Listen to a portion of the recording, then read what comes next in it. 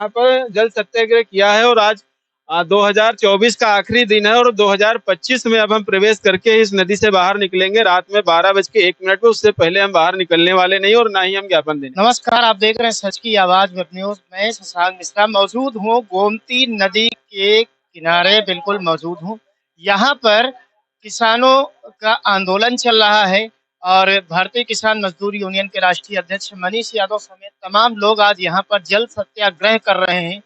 सरकार की किसानों के ऊपर अत्याचार हो रही योजनाओं से त्रस्त होकर कहीं सुनवाई न होने के चलते उसके बाद आज इन लोगों ने फैसला लिया है कि जल सत्याग्रह करेंगे, शायद सरकार की आंखें खुल जाएं। आइए हम बात करते हैं राष्ट्रीय अध्यक्ष मनीष यादव जी से कि आज का ये जो जल सत्याग्रह कार्यक्रम है क्यों रखा गया।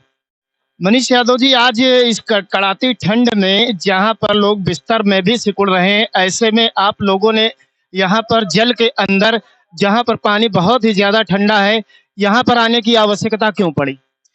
देखिए, आप लोग देख रहे हैं लगातार आप हमारे कार्यक्रम को, किसानों के कार्यक्रम को कवरेज दे रहे हैं। पिछले 5-6 महीनों से हम लोग लगातार धरना प्रदर्शन, आमरण अनशन, भूख हड़ताल हर तरीके से सरकार को जगाने का प्रयास किए, अधिकारियों को जगाने का प्रयास किया। अभी परसों ही मुख्यमंत्री जी ने आदेश दिया किसानों की सभी समस्याओं को सुनकर और नियमानुसार उनकी समस्याओं का निस्तारण करिए, लेकिन अधिकारी इस तरीके से बेलगाम हो चुके हैं कि वो किसानों की दुख दर्द को समझना नहीं चाहते। तो मजबूर होकर हमको आज धरने पर यहाँ पर जल सत्याग्रह करना पड़ रहा है। पिछले एलडीए हो, चाहे आवास विकास हो, चाहे एयरपोर्ट अथॉरिटी हो या अन्य विभाग, थाना तहसीलों, हमारे 4 महीने से तहसीलों में धरने चल रहे हैं, लेकिन एसडीएम बिल्कुल पूरी तरीके से निरंकुश है।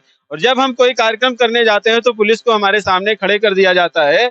आज हम लोगों ने यहाँ पर जल सत्याग्रह किया है और आज 2024 का आखिरी दिन है और 2025 में अब हम प्रवेश करके इस नदी से बाहर निकलेंगे रात में 12:01 पे। उससे पहले हम बाहर निकलने वाले नहीं और ना ही हम ज्ञापन देने वाले हैं।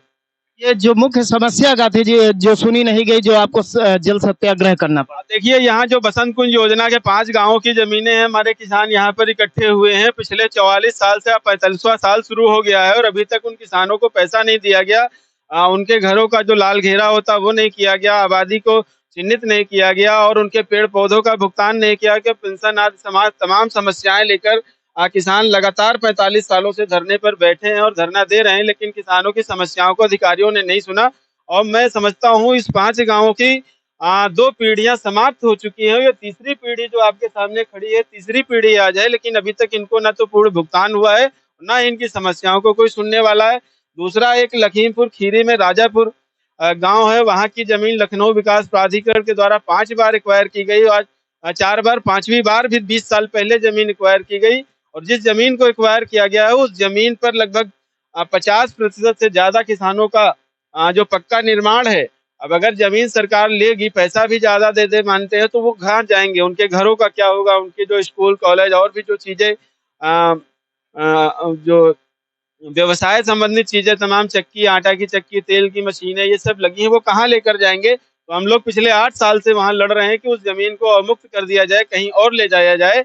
उस पर जो है लगातार लड़ाई चल रही है। हमारा अनशन भी हुआ, आमरण अनशन भी हुआ, भूख हड़तालें भी हुई और यहाँ तक पानी की टंकियों पर भी किसान चढ़े। आज मुझे लगा कि अभी इस तरीके का एक अनशन होना बाकी है।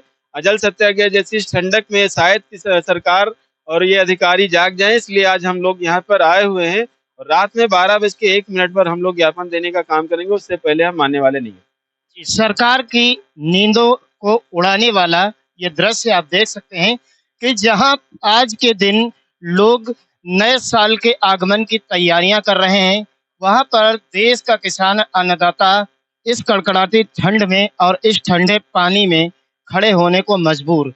क्या उत्तर प्रदेश सरकार को इनका दर्द नहीं दिखाई देता? अगर दिखाई देता है तो संबंधित जिम्मेदार अधिकारियों को भेजकर इस जल सत्याग्रह को समाप्त करवाना चाहिए। अन्यथा अगर किसी किसान की हालत बिगड़ती है या कुछ होता है तो इसका जिम्मेदार कौन होगा, ये भी जिम्मेदारी सरकार को तय होनी चाहिए। क्या देश का किसान आज इस हालत पर रहने को मजबूर हो गया कि उसको जल सत्याग्रह जैसी चीजें करने की जरूरत पड़ रही? दुनिया दुनिया में आप देखेंगे तो एक से एक लोग नए साल के जश्न की तैयारियों में लगे हुए हैं।